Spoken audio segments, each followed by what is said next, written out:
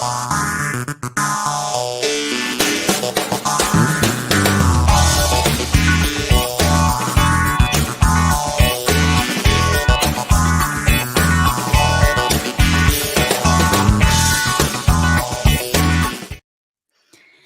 day, everyone. Welcome back to another episode of WTF Walk the Floors. I'm Stephanie Ledger with First Rate Hospitality and joined with my co-host, Michèle Kline of Kline Hospitality. How are you today, Michèle? I'm doing wonderful, Stephanie. How are you? I'm doing great. It's a little chilly, which is crazy in the summertime, but this is good. Wonderful. So we have a very special guest. This episode is all about bringing hospitality down to earth, pretty much. How do we see hospitality in different areas and different businesses? We have Rebecca Stewart. She's the CEO of VIP Nannies agency. Rebecca, tell us all about your background. You have a fascinating business model. And we met a few months ago, and I thought, this is hospitality. What you do is hospitality. And I understand that you grew up around hospitality. Yeah. So tell us a little bit about you. Yeah, first of all, thank you for having me. I'll start with how I grew up. Yes, my father was paralyzed when I was 16 years old. He's a quadriplegic, and we had care in the house. So before college, a couple of years before I left for college, we had caregivers, kind of round the clock, 24-hour care. And so I got to see what that looked like. Never did I think I would end up in the industry, right? But fast forward, I was a nanny in Los Angeles. And at the time, this is like 18 years ago, because we just celebrated our 18th anniversary yesterday. Wow, congratulations. Thank you. The way the agencies treated people was not professional. I don't know. It wasn't cool. Like, I had a good experience, and then I had a handful of not so great experiences, right? Because we place all household staff, nannies, baby nurse, chefs, estate managers, with celebrities and high net worth families. And that's what a lot of the agencies claim to do.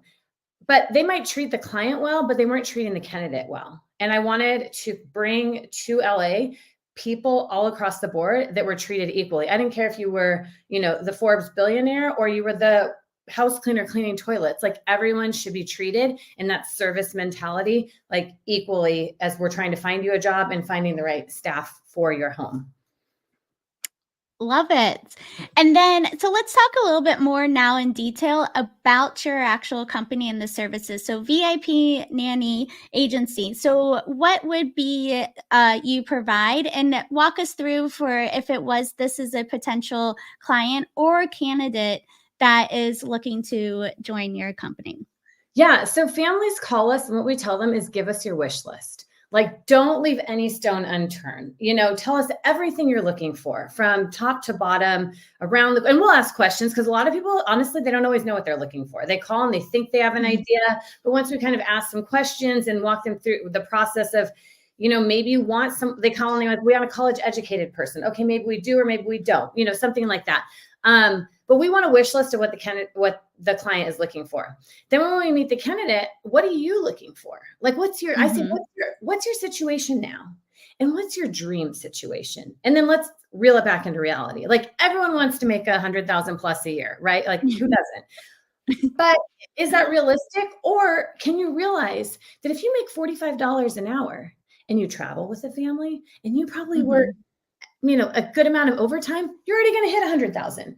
So it's like, sometimes there's just a little bit of like educational component and understanding there. But it's like, we want you to live your best life. We want you to have the best staff, and we want the employee who have, like, whatever that is in the home, to have the best job for them. So there's like longevity, and there's like this harmonious relationship. It's like dating. You know what I mean? Right? We're matchmakers. I'm a matchmaker, like, essentially. I tell people, absolutely. It's like dating. And then people can go like, yeah, I get it, You said something that triggered an interesting thought in my head, which is the fact that in the line of work that you're in, your model to cater to your client or customer or guest in this sense is constantly changing. Like you have to constantly adapt because not every client is the same. They're all going to have different expectations. Obviously, there's a specific level of expectation that you have to deliver, but they all have different wants and needs. Whereas in a hotel, if we were to compare it, you are somewhat catering to a specific model of people or a specific targeted audience. So it must be really hard to stay, on track of that and on top of that. That has to be interesting. Yeah, I mean, you think of it like this, like let's say we have a 10,000 square foot home and we have a 5,000 square foot home. Like technically rule of thumb is for like every 5,000 square feet, there's one housekeeper. So we have someone call and they have, a 9,000 square foot home and they're like, oh, we just need a housekeeper, like 3 days a week. And we're like, okay. No, you don't. Let me just say, like, rule of thumb is this. And usually we're not talking to the principal. Usually we're talking to like an estate manager or an assistant or something like that, because they're calling us probably because they haven't had success or something happened with a housekeeper or it's not working out or something like, So, and here might be why. You might need a full-time housekeeper and you might need someone else who comes in 2 to 3 days a week, so something so simple as like educating them on that, and it could make success. Like all we're trying to do is set everyone up for success, but every home is so uniquely different. Every family dynamic is so uniquely different, right? We've got same dads, we've got same moms, we've got moms and dads, we got single moms, single dads, we have a single dad with 3 children, it's very different needs than someone who has 2-family home, like multiple staff, So yeah, it's constantly changing and just constantly being aware. But at the end of the day, it's service and it's a service mentality, every home, every hotel, every restaurant, it's service, I just went to a restaurant yesterday and there was lipstick on the glass. And I was like, oh, can we please have a different glass? And the server was like, here's my Starbucks cup. The server was like, came back and brought a glass. Not a sorry, not a, oh my gosh, like no emotion, no. Yeah. And we were like, oh, okay. This is great. Yeah. Rebecca, so how do you select your staff? I'm so grateful to have employees. So I have 3 employees and I call one the first line of defense. So we don't go recruiting, and that's a blessing. And being in business in 18 years, we do not go posting on random websites, recruiting for the jobs that we have. We have a great Rolodex, if you will, of candidates, but we also daily have tons of people calling us and emailing us with their resume, wanting to be represented. So I have what I call a first line of defense. And we have someone who kind of pre-screens, right? So people send their resumes in, phone calls, you'd be shocked how rude people can be initially or unprofessional from the get-go. And I tell her, like, I'm giving you the reins. You've been with me long enough. She's been with me years. She knows, like, if someone's rude, I don't want to meet them. If they can't follow simple directions, I don't want to meet them. If they don't show up for a meeting, if they don't return a call, if they can't, that's so simple. So we start there. And then we get into like, okay, let's do an interview. And how do they interview? Since COVID times, we've been doing mostly Zoom interviews, but prior to, so for, I guess that'd be like 12, 15 years, like we've been doing in-person interviews. So primarily what we used to place was in Southern California. We make everyone from Santa Barbara to Orange County, all throughout Los Angeles, come into the office. So over a decade of amazing applicants that we actually got to face-to-face meet, put on jobs. And so over time, we've built relationships and rapport with them, which has been so fun and so awesome. And in the past couple of years, more Zoom. So we'll do an interview. And I love people, but everyone can do the job. And I would say probably 70 to 80% don't move forward in our process for whatever reason, multiple of reasons. And maybe those that do, then we go and we check references because we're not going to waste time calling references if we're going to choose to represent you. So we'll check references. We'll run background checks. If they're working with children in the state of California, you do have to be fingerprinted through an organization called Kline. And so after that, if we choose to send you out to, the right job, we will do that. But it's a process. It's like, it's not Yeah. meet you and throw you No. spaghetti to the wall. You know what I mean? Like, it's not like that. So, Oh, you have a heartbeat? Great. Let's hire you. yeah. I love though that you have, those steps in process and on the quality as well. And I agree, as well as, looking at their interview, also too, of just their attitude, because if they're already having an attitude towards you, imagine now how they're going to have that attitude towards the client. Yeah. Or they don't, I love this one. This is the in-person interview. Crop top and a Coke can in hand, ready for the interview, walking in the office. I was literally like, why am I wasting my time? But I'll have a quick chat with you. You know what I mean? Yeah. And I Yes. know, and I can say this with a straight face, I know within 5 minutes what kind of job we can put someone on. I just been doing this a long time, and I tell you, it comes down to service mentality. This isn't like, oh, I want to work for this famous celebrity. Do you have them as clients? I think I'd be a great nanny for them. Yeah, I'd really like to make this amount of money, and I'd really, it's like, hi, how are you? Like, let's have a conversation. You can really tell service right from the beginning. I love it. Now, speaking about this, this service is, how do you now, they've been hired, and then now how do you go and train to making sure that they are providing that service to the client appropriately and properly? So we'll check in with both the candidate and the client while on the job. Sometimes what's been happening a lot is, unfortunately, clients are moving out of state, Texas, Florida, whatever, Puerto Rico. You know what I mean? And so now we're having to refunnel through the process, or not refunnel through, we're gonna have to get the candidate a new job, And so just sitting in with them and saying okay, well, would you refer them out moving forward to a different family or whatnot? But in terms of training, we don't necessarily do training per se, but we will offer things such as ongoing newborn care specialist training.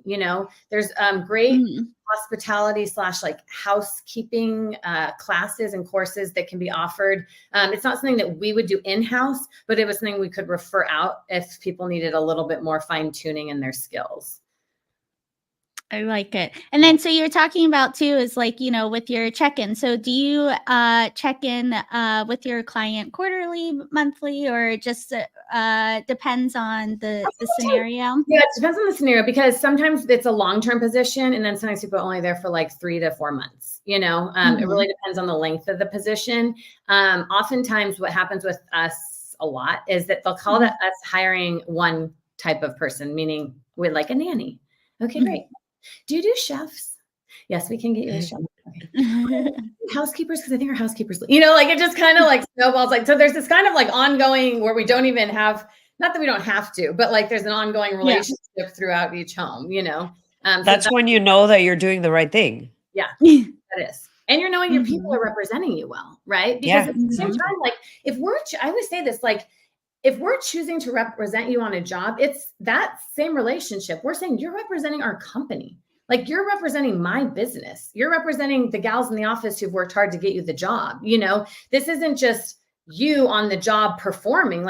We're also backing you, saying that we think you're a great candidate for whatever the position is, so it kind of goes hand in hand, but there's always those crazy clients. We won't step on any toes, but sometimes it just doesn't work out for whatever the reason being. Yeah. Which leads me to our final question, which is, would you share with us a WTF, walk the floors type of moment that you have experienced in this fantastic side of the industry? I will tell you 2 real quick. One is that aha moment. And it came between, this woman's owned an agency for 40, 50 years. And in my first year, she told me, give it 3 to 5 years and you'll have this aha moment and you'll see the fruits of your labor kind of thing. And I was thinking oh my God, can the 3rd year just get here? But it was between 3 and 4. I was sitting in my office and I don't even remember the client. This is so sad. I know it was probably some celebrity, because I was probably oh, but it was it clicked. And it was oh, I get it. And maybe it was that they, you know, they hired and then they hired someone else, but it was a moment. And I just remember it and going like, this is what she was talking about. I've never talked to the person since. That was one of them. And then the other one is luxury doesn't give discounts. And once you give a little, it like opens the door, Pandora's box, you know? And so we don't discounts. We don't make exceptions for clients. We don't bend. You don't walk into AT&T and negotiate your cell phone bill. You're not going to walk into the Nannies and negotiate a contract. So, yeah. Wow. I love both moments. Yeah. Especially the last one, because we all go through it. Yeah. And I have to say, Rebecca, congratulations being in business for 18 years. I started off as a nanny for kids at the hotel when I was 17, but I quickly realized that those rich kids I did not want to deal with. So I was like, I moved me to a different department. But yeah, it was definitely fun times, but not for me. So congratulations. Thank you. It's a huge accomplishment also too, just being a woman CEO. Yeah, thank you so much. Well, thank you, Rebecca. This is the end of our episode. It was so fun. You're so fun. And I just love your business model. I think it's awesome. Yeah. I love the fact that you do what we do out there, but on a very different level. And I would say in some cases, a lot more demanding. Yeah. I have to admit. Yeah, because you're dealing with so many personalities. Exactly. Oh, yeah. But you have to love people. At the end of the day, all of us, like, you have to love people. Yes. Otherwise, agreed. In a different industry. Yeah. Yes. Absolutely. Or even adapting to change too. So. Yes, constant change. Well, thank you again. So how, if our viewers or listeners are looking to contact you or finding out more information or even maybe being a potential candidate, how could they reach out to you? Yeah, for sure. They can register on our website, vipnannyagency.com, or follow us on social media, VIP Nannies LA. Wonderful. Well, thank you again. Thanks. Have a great day.